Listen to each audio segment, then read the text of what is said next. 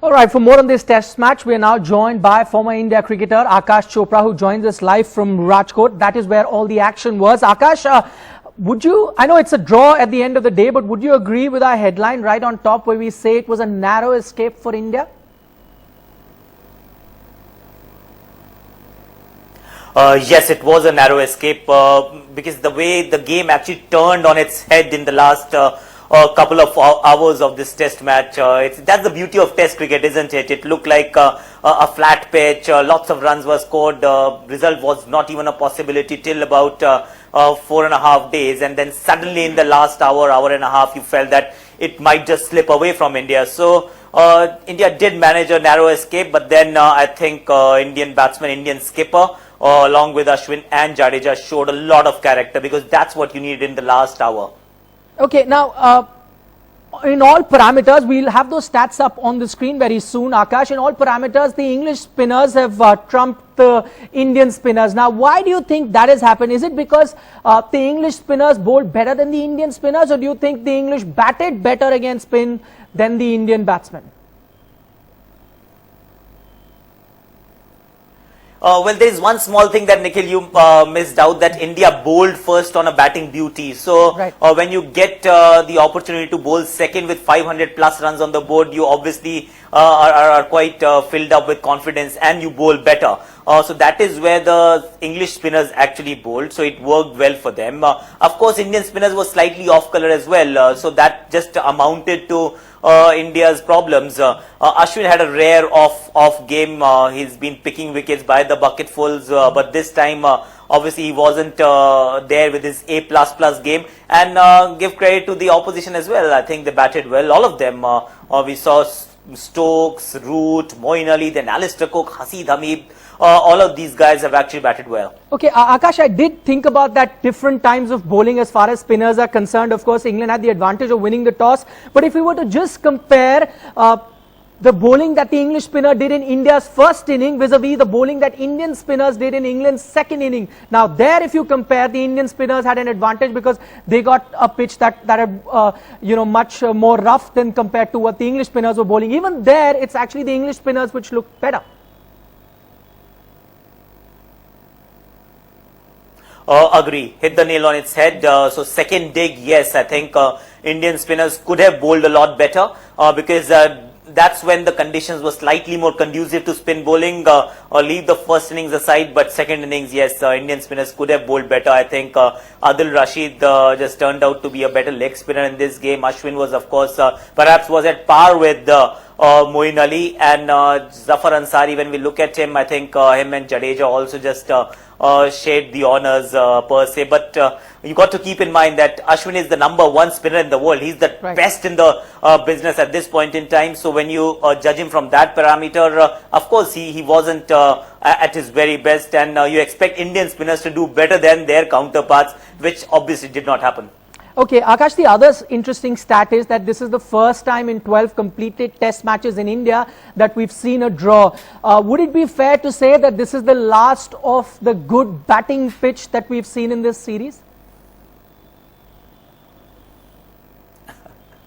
Well, I hope that's not the case. I am actually against rank turners. There should not be a pitch where the game gets over in 3 days. It should go into the 5th day and then get a result maybe late on the 4th day or somewhere there on the 5th day. The kind of pitches that we got against New Zealand, Nikhil, that Kanpur pitch, 5th day again, that Kolkata pitch, it had a lot to offer for the seamers. Even that Indore pitch wasn't too bad. It's just that this pitch at Rajkot started out really flat, and it really didn't really deteriorate as the match progressed. So expect more turn, and that's what India should also look for. But rank turners, be slightly wary also, because England, they bat deep, they've got 3 spinners and their tails are up now. So I'd say just good cricketing pitches and not a feather bed that we got in Rajkot. Okay, Aakash, let's talk about now Alastair Cook. He's had a dream run whenever he's come down to India with the bat. Now, what do you think is the reason for his success? You know, in the past, we've seen batsmen who've really done well in India. Let's take Graham Gooch, for example. He used the sweep shot to great effect. Then we had Matthew Hayden, who used to dance down the wicket, and he used that to great effect. So different batsmen have adapted different strategy. What do you think is the strategy that Cook has been adapting and it's doing really well in India? Well, Cook has also swept well, maybe not as well as Graham Gooch or maybe Matthew Hayden, because they were perhaps better sweepers of the cricket ball. But Cook also just relies on the same kind of tactic. He doesn't really drive down the ground, Nikhil. He doesn't play the cover drive that often. He doesn't score runs through that mid-off region. He's also banking on just clipping the ball through the legs, uses the sweep quite nicely. And then he's got this wonderful defensive game. At times when we're looking at the run scoring shots, we tend to ignore the defensive game that a player has, and Cook is very, very strong in his defensive game. So he's not bothered about defending the ball when the ball is jumping or turning viciously up from the surface. He's quite confident in his defensive game, and that allows him to just be there for longer durations. And despite not playing a cover drive as good as, say, a Virat Kohli or a Rahane or a Pujara, he still manages to get a lot of runs against India on these pitches. Okay, and finally, Aakash, not too many days to go before the second test match starts, and I know both the Indian batsman, bowler, they'll both be working really hard in the nets to iron out whatever little chinks that they may have in their armour. But apart from that, do you think the Indian team needs a bit of practice in DRS as well? Because this is something that they don't use very often. This is the first time you were seeing them use that in India, because, you know, every time Virat asked for a referral, it was way off, way off. It wasn't even close. Whereas the time that they needed to ask for a DRS, let's take Pujara for example, he could have been saved had they gone up to the third umpire. You need a bit of fine tuning there as well. You need to practice that too. Oh, well, I won't really be nitpicking here, because remember Alastair Cook.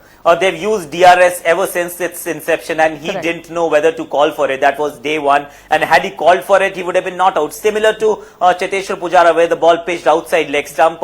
It's just that Murali Vijay had to be slightly on the ball at that point in time. So those kind of things will be discussed. You need to be very sure of what the game plan is. You need your teammate to be your partner in just deciding whether to go for the DRS or not. And at times on this kind of pitch, Nikhil, you and I know that certain DRS referrals were just tactical moves, hoping that things will fall in place, pretty much knowing that it's not really there. It's not plumb in front. You just take a chance, and those chances don't really work in the current system.